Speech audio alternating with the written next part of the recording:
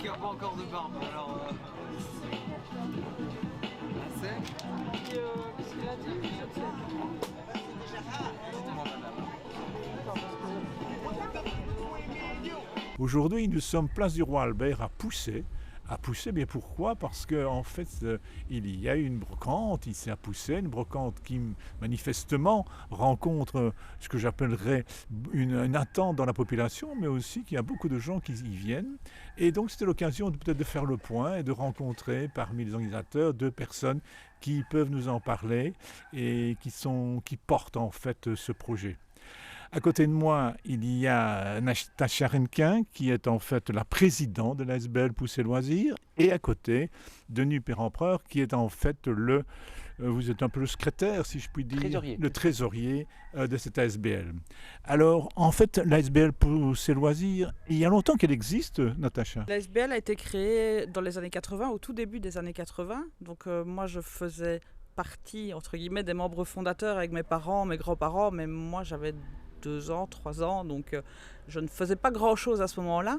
Et elle a toujours voulu, dès le début, vouloir rassembler en fait les Poussetois autour d'une bonne ambiance conviviale et de partage en fait. Poussey Loisirs est né pour organiser plusieurs types d'activités. En fait, au départ, vous organisez plusieurs choses. Donc, je ne saurais pas exactement depuis quelle année on a commencé, mais on a fait des voyages à la mer qui étaient offerts à tous les étudiants, et c'était une fois par an, le premier samedi d'août.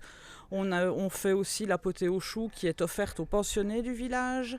Et depuis peu, on a instauré les belles soirées poussetoises qui ont lieu, elles, tous les premiers vendredis du mois de mai à octobre. Et là, c'est vraiment de la rencontre entre citoyens avec un thème différent à chaque fois. Et puis alors la brocante qui a commencé il y a 13-14 ans, qui a dû être suspendue pendant 2-3 ans à cause du Covid et qui au départ se limitait à la place ici et qui maintenant prend quasiment la totalité des rues du village. Chaque année, il y a un grand nombre de visiteurs et il y a un grand nombre de participants.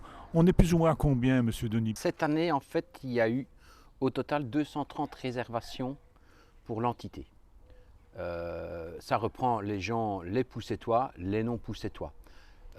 On a vendu en fait 520 emplacements ici sur la commune, ce qui est énorme en sachant qu'il y en a seulement au total 762.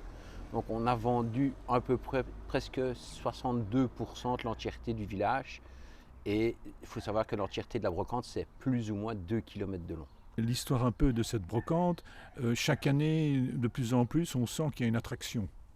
Alors, ça évolue toujours, parce que les brocantes sont tributaires du temps. Mais moi, ce n'est que ma 4e année que je la fais, que je l'organise. Et on voit énormément qu'il y a une évolution. Oui, les gens sont très attirés pour notre petite brocante. On va arriver bientôt à remplir tout notre petit village. Est-ce que ça permet aussi comment dirais-je, de créer une sorte de lien avec la population du village? On a des habitués. Il y a des gens qui nous appellent régulièrement chaque année, qui nous disent « Ah, j'étais là-bas, est-ce qu'il y a moyen d'encore retourner à la même place ?» Et effectivement, dans, je vais dire, 80-85% des cas, on arrive à faire plaisir aux personnes extérieures à Poussey, ce qui fait un peu notre force de la brocante. Madame la Présidente, puisque vous êtes présidente Natacha Renquin d'ASBL Poussey Loisirs, vous avez su constituer un petit staff autour de vous pour réaliser ce genre de manifestation? Oui, donc on a les membres habituels de la brocante qui, eux, sont toujours présents, évidemment, même lors de ces événements-là, même s'ils avaient envie de vendre eux aussi, parfois on se sacrifie pour le bien-être de la brocante. Et on a évidemment une équipe qui s'agrandit pour ce jour-là. Donc on fait appel à nos connaissances en dehors du village. Et du coup, on arrive à réunir une 50aine de personnes facilement au lieu des 15-20 qu'on est habituellement pour vraiment pouvoir travailler. Parce que ça commence à 4h30 du matin et ça se termine vers 20h quand on a fini de tout ranger. Donc c'est une grosse journée. Cette organisation, en fait, nécessite non seulement une implantation des participants, des exposants, des brocanteurs, mais ça demande aussi une certaine logistique dans la gestion de la mobilité au sein du village. Toute la mobilité est vue en collaboration avec la commune, les forces de l'ordre, les services de secours, et on a un plan d'évacuation, on a une permanence qui se fait tout au long de la brocante au sein de la Croix-Rouge en général, ou en tout cas un service de secours. Et oui, la déviation du tech, ça se prépare des mois et des mois à l'avance. Est-ce que ça permet aussi de mettre en évidence des artisans locaux de Poussey? Oui, de pousser des environs, donc on accepte aussi évidemment d'autres personnes que des brocanteurs pour vendre des produits, mais typiquement régionaux, et quelques-uns seulement. On ne veut pas que ça devienne une braderie ou une foire à la saucisse. Ça reste une brocante en premier lieu, mais on essaye de laisser la place à des artisans locaux aussi. Est-ce que ça offre aussi la possibilité de créer des liens entre ceux qui la construisent, qui la portent? Ben, on est une grande famille, comme on dit toujours. Poussey Loisirs, c'est une grande famille. On s'entraide, que ce soit pendant, après. On est toujours là pour les uns, pour les autres.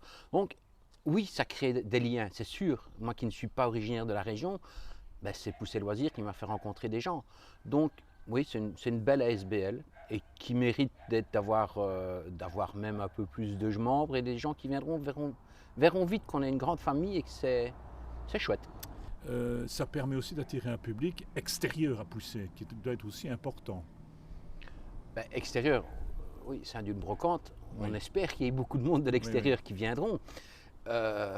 Oui, et puis ça leur fait découvrir certaines choses. Les gens qui viennent parce qu'ils rencontrent les moines. On a une ASBL, ce sont les moines de Poussey. Ils rencontrent notre ASBL et d'autres petites organisations, comment je vais dire, allez, on a eu un jour une école qui a demandé pour faire quelque chose. Comme dirait Natacha, on limite parce que sinon on n'en sortirait plus. Mais parfois, oui, pour le bien-être d'une organisation, on se laisse tenter, on laisse venir. Donc ça permet à ces gens-là de rencontrer des personnes extérieures aussi du village. Oui. Est-ce que l'ASBL Poussey Loisirs organise aussi des promenades au sein du village, où c'est fait parfois le centre culturel dont vous êtes au sein d'ailleurs du conseil d'administration culturel, parce qu'en fait vous êtes la représentante de Poussey Loisirs, mais vous êtes aussi la secrétaire du centre culturel. Lors de nos belles soirées poussetoises, on essaye d'organiser une des soirées qui du coup ne se passe pas le vendredi mais le samedi, et là en collaboration avec parfois Stouff Picture ou avec les balades de David, on fait une promenade avec les personnes qui le souhaitent, et alors là on a des petits arrêts qui sont toujours thématiques. Donc quand c'était avec Stouff Pictures, ils nous montraient comment prendre de jolies photos avec un smartphone. Les balades de David, pareil, il explique ce qu'il connaît un peu de l'histoire. On a fait aussi une balade où on avait visité le bassin d'orage de Poussey, où on avait des explications sur la faune et la flore locale. Enfin voilà, on essaye toujours d'apporter un petit plus à juste une promenade. Quand on regarde le travail qui est effectué pour cette brocante, par exemple, est-ce que vous avez l'intention, dans les années à venir, tenant compte de son succès, d'y développer des animations particulières? Ce n'est pas dans les projets actuels, ça a déjà été le cas. Par contre, on a eu une fois un groupe de musiciens qu'on avait payé pour se promener. C'est des musiciens ambulants, ils étaient 3 avec, je crois qu'il y avait une contrebasse. J'étais pas là encore. T'étais pas encore là. Je ne saurais plus dire exactement, mais ils étaient 3 à se promener avec un accordéon, et ils s'arrêtaient par endroits, ils jouaient de la musique et ils ont fait le tour de la brocante comme ça. C'est quand on a voulu la relancer après le Covid qu'on a fait ça, pour vraiment amener de l'animation dans le village, en plus de juste la brocante. En fait, on est ici et vous vous installé tout près en fait de ce centre culturel de Poussey, où se déroule l'ASBL Poussey Loisirs. Ce bâtiment est important pour vous? C'est un bâtiment, c'est le bâtiment dans lequel on a été dès le départ en fait. On en a pris soin, on l'a amélioré au fur et à mesure des années.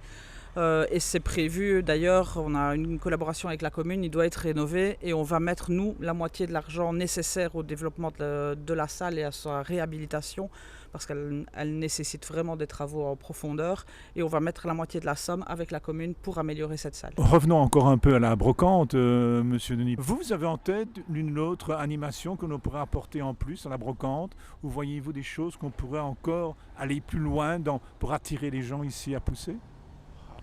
Moi j'ai un rêve, c'est pouvoir gérer I la have a météo. dream, comme on dirait l'autre. Je Allez-y. pourrais gérer la météo. Ce serait un plaisir, ce serait génial. Mais non, mais c'est vrai que c'est faire une ASBL, comme dirait Natacha, c'est vrai qu'on en avait encore reparlé, je crois que c'est l'année passée, de se dire de trouver par exemple un groupe de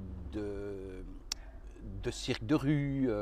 Oui, c'est dans nos idées, mais ça demande énormément de travail. C'est une organisation qui se prépare presque 4 mois à l'avance, rien que pour cette brocante, quoi. Et un mois après, on on en a encore dans les oreilles et dans la tête, parce qu'un mois après, on repense déjà à la brocante de l'année suivante. Qu'est-ce qui a été, qu'est-ce qui n'a pas été, qu'est-ce qu'il faut changer, qu'est-ce qu'il faut améliorer. C'est un travail, c'est la plus grosse organisation pour la SBL sur l'année. Je pense qu'on fait plaisir à notre brocanteur, on est sérieux dans notre organisation, on a rarement des couacs en début de brocante. Donc, je ne sais pas si vous avez vu, mais tout le village est cadastré, tout le village est numéroté. Et nous, on a organisé, on a tous les plans de toutes les rues avec quel numéro se trouve où. Donc, quand on donne les numéros aux gens, on sait où ils vont être. Mais on est une des seules brocantes de la région à faire ça. N'oublions jamais que les gens poussés sont prioritaires sur les emplacements. S'il n'est pas réservé, eh ben, la personne, je lui fais plaisir. Et ça, je ne connais aucune brocante dans la région qui le fait. Mais ça demande un travail énorme. Et je vois qu'on nous sommes installés en fait tout près des terrains de pétanque. Est-ce qu'il y a des gens qui viennent jouer ici, par exemple, à la pétanque? Nous n'organisons rien, les terrains de pétanque sont communaux, si ce n'est quand on fait nos belles soirées poussetoises où parfois on prévoit des boules de pétanque pour les gens. Mais en été, oui, je ne vais pas dire tous les soirs, mais il y a régulièrement des gens qui viennent jouer, qui profitent des terrains. C'est un bâtiment qui dépend du centre culturel où vous faites vos animations. Est-ce que vous avez envie, est-ce que vous avez des idées pour, disons, organiser d'autres animations encore à l'intérieur?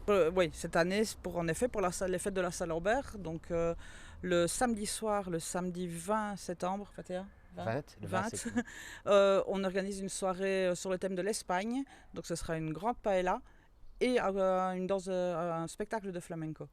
Cette brocante en fait qui se déroule chaque année demande en fait des appuis de bénévoles. Où les bénévoles peuvent-ils s'inscrire en fait et comment peut-ils prendre contact? Est-ce qu'il y a un moyen? C'est simple, on a une page Facebook sur la SBL Poussé Loisirs et alors on a une adresse mail Poussé Loisirs. C'est quoi? Poussé.loisirs@gmail.com. Et c'est un appel que vous lancez aussi aux bénévoles. Tous ceux qui sont d'accord de participer, ils sont les bienvenus. La journée est longue, mais on s'amuse bien. Voilà. Et ça se prépare au moins une semaine à l'avance, je suppose. Alors, on a en général... Techniquement. On a une réunion en général avec les bénévoles. On a une réunion qui est 3 semaines à l'avance, entre 1 mois et 3 semaines à l'avance, où là, on met toutes les choses en place. Et après, il y a un horaire qui sort et qui est envoyé à tous les bénévoles et tout le monde sait ce qu'il doit faire, à quel moment et quand. La date est importante pour la brocante. Oui, la date est importante parce que ça fait 15 ans qu'on l'a fait à cette date-là, donc c'est le 3e dimanche de juin. Chaque année, le 3e dimanche de juin. Donc voilà, c'est devenu la tradition, tout le monde sait que c'est ce jour-là. On attend le soleil évidemment parce qu'elle a clairement plus de succès quand il y a du soleil. On a déjà eu, estimé par la police, plus de 10 000 visiteurs. Donc ça reste une très très belle brocante quand le temps est avec nous. Bien, je vous remercie tous les deux de nous avoir consacré un peu de temps pour parler non seulement de la brocante de Poussé, qui est un succès, mais aussi du village de Poussé, de ce petit bâtiment du centre culturel qui vous sert beaucoup pour l'animation. Et je vous souhaite une bonne fin de journée. Et à vous, mes amis qui nous écoutez, venez à Poussé, venez vous promener, venez découvrir. Et peut-être que cette soirée espagnole sera quelque chose qui vous intéressera. Au revoir. Quoi qu'il n'y a pas encore de barbe, alors...